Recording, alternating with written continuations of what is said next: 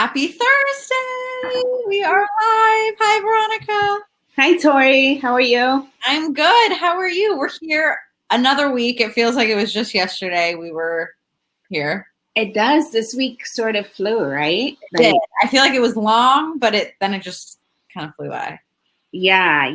No, it definitely went by pretty fast. So I'm excited about tonight's topic because it's a topic that a lot of people struggle with.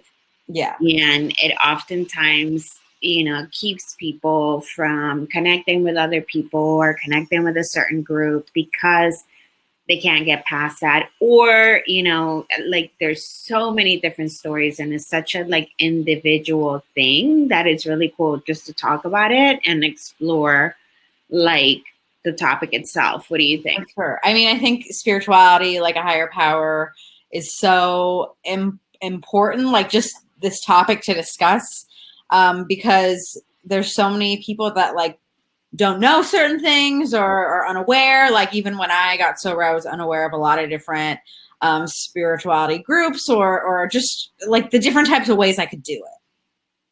Yeah, absolutely. And that's what I love about it. There's really something for everyone. There's something for agnostics. There's really, again, just something for everyone. And I know we did a poll yesterday or the day before asking people about, do you need God in order to get sober? So if you're just joining us and you're watching, is that something you feel it's necessary?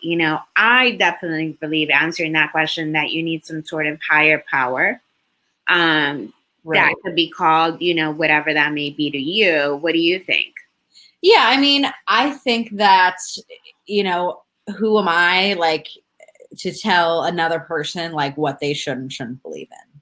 And here's the thing, like, I think that even if someone says that they are atheist or, agnostic or whatever, like, we all still believe in something, whether that be like, oh, I have a lucky pair of pants that I wear, like, when I, need a strike of luck, or have a lucky keychain, like, we believe in that as, like, something greater than ourselves to give us some type of guidance, if you will.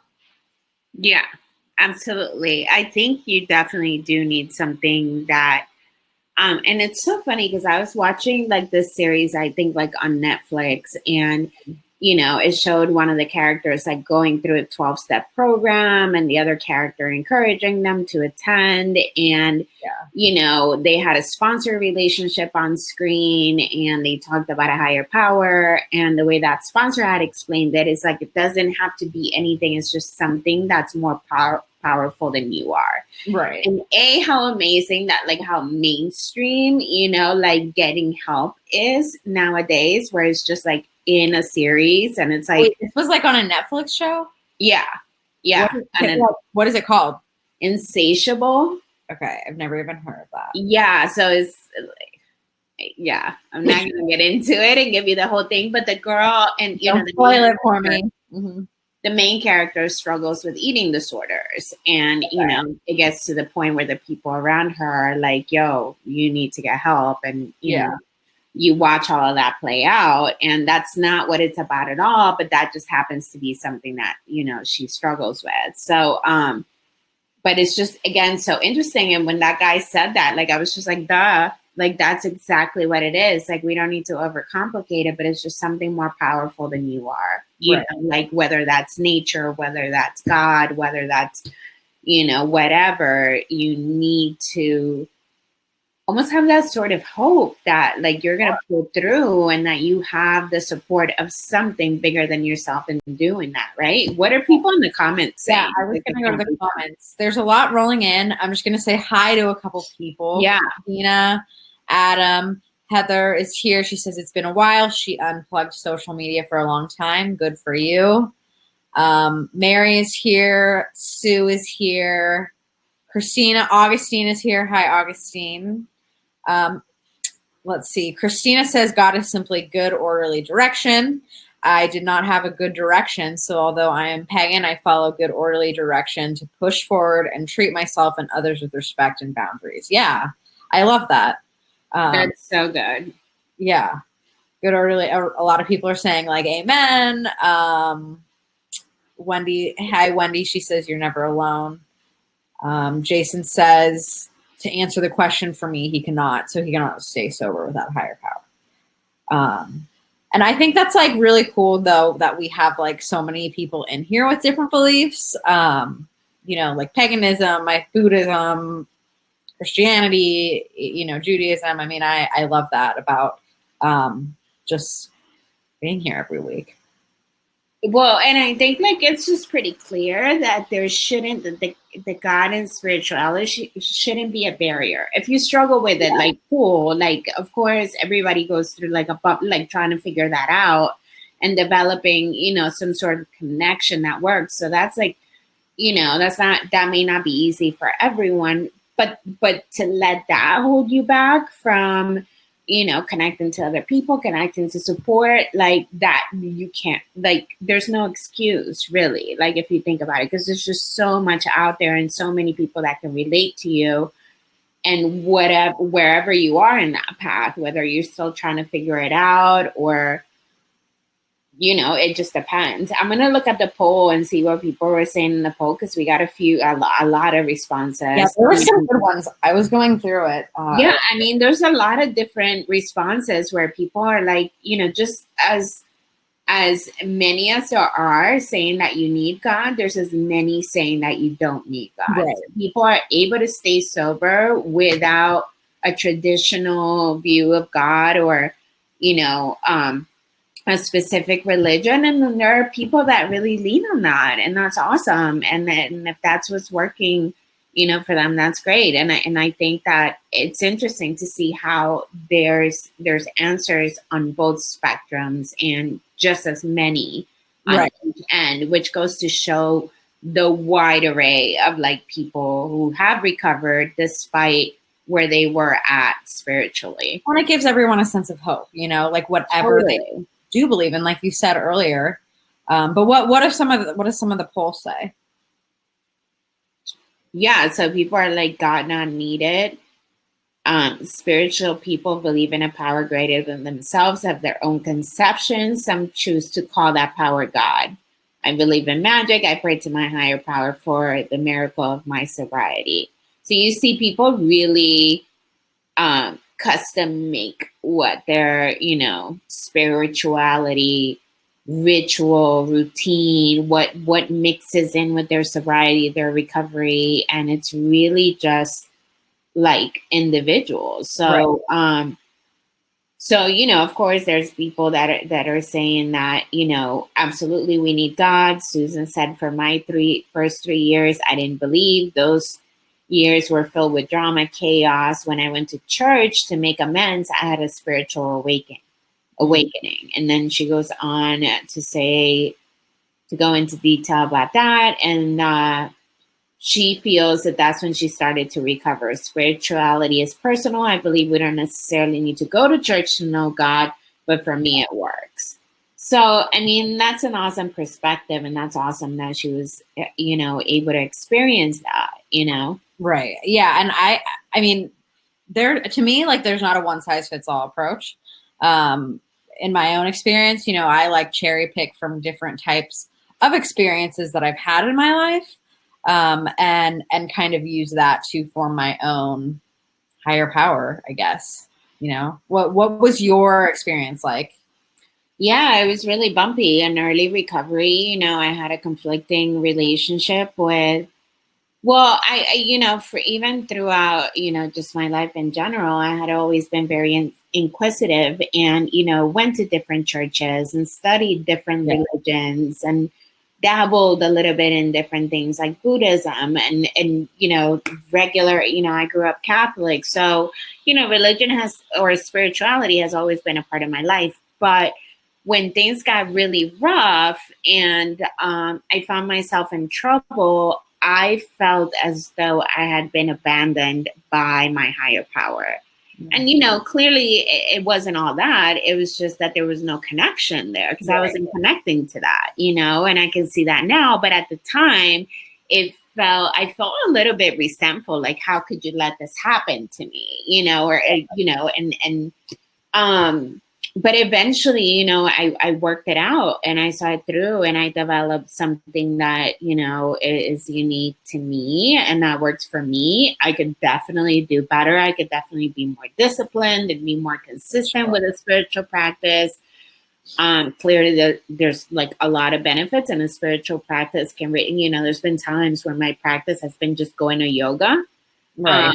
Or it's been, you know, going to church. Like I've done both, and it's what I felt I needed at that time. So I think that's also important, that as you move through years of recovery, like being willing to explore what else you may be needing at that time. And it may not be a change forever, but you know, if that's where what you feel you need to be fed, that, Right. you know, it's worth exploring it. I like what you said, and I think that's super important that, you know, we meet ourselves where we're at, you know, and don't exactly like if someone believes in something, we don't have to conform to that idea or think that, oh, this person has X amount of years in recovery, well, so I should start believing this. That's not really how it works. You know, it's having your own experience, because that's what truly helps you grow, I think. Yeah, and I think it's really about connection versus isolation, right? And it's finding some sort of community that, you know, you sort of vibe with their beliefs, you know, and and focusing on that, even if that's just recovery for the time being, and sort of sorting out, you know, that higher power stuff at another time, and just kind of labeling it something temporary, or connecting with something temporary until you really figure it out. But like really it's just about feeling that connection. And I think once you're able to do that, and you start to get that kind of support that is like more serene, and especially when we put it in contrast with, like, you know, last week we talked about emotional sobriety, right? So when we talk about the contrast of like being in this roller coaster of like emotions, or just being dramatic or self-centered or whatever, and we talk about getting out of our heads, and we look at that and connecting with a community, whatever they may be, or connecting with something that it's like, you know, it's more powerful than us, I think that helps us, you know, take us out of ourselves. So I think that's also really important. Yeah, no, I 100% agree with you. I'm just going to read a couple of the comments. Yeah, go for it. Kaylin is here. She says she's going through treatment currently. She's been sober for about 5 weeks and is struggling today. So Kaylin, we are really glad you're here. Congratulations on 5 weeks. You know, keep doing what you're doing. Absolutely. It gets easier. Chuck is here. Hi, Chuck. He says the source of the power is important. So, I mean, you know, whether that be the ocean, Jesus, Buddha, whatever. I mean, I think that if you believe the source is important and powerful, then have at it. Yeah. Let's see here. Anna says, it's not possible to work step 3 unless you acknowledge a power greater than yourself, whatever you choose to call it. Candy says, higher power doesn't need to be a religion. It is a power greater than you, which can be a room full of addicts clean. It can be Mother Nature, which is very powerful, the ocean, and so forth. Yeah, literally anything. Heather says, it's not about dogma for her. I agree with you.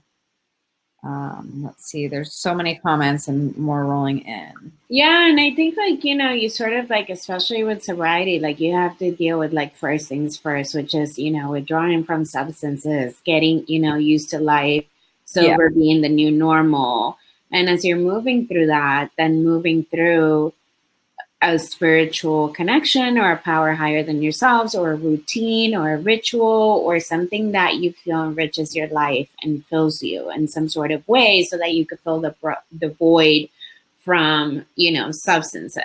So, you know, so it's just, everybody needs to really like move at their pace and, you know, be open-minded. And again, I just don't think it's a barrier anymore. Right. It shouldn't be something that somebody says, I can't recover because I can't, you know, and I'm sure there's like unique cases, but like in general, like there's so many options. Oh, for sure. And Eileen, you know, she brought up a couple of those options. AA, you know, of course, but there's also SMART recovery, which stands for self-management and recovery training. And that's more science-based. And, you know, and I was, when I came in, I was very skeptical and I wish I knew about SMART recovery. Yeah. You know, I've been to like one or two of those meetings a couple of years ago, but, you know, they're very informative and kind of teach you other tools and ways to, you know, cope when negative feelings come up. I mean, there's so many different components to it. I don't want to like, you know, give you misinformation because I've only been to 2 meetings, but, and there's also, isn't there like a Agnostics Anonymous or something?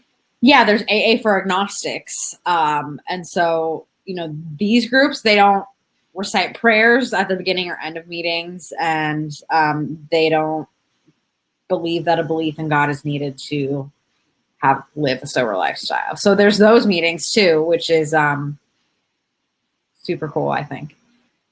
And then there's secular organizations for sobriety, and they call this SOS. So it is a nonprofit, but and they also use it to save ourselves. So I think it's SOS.com if you want to, you know, learn more about that.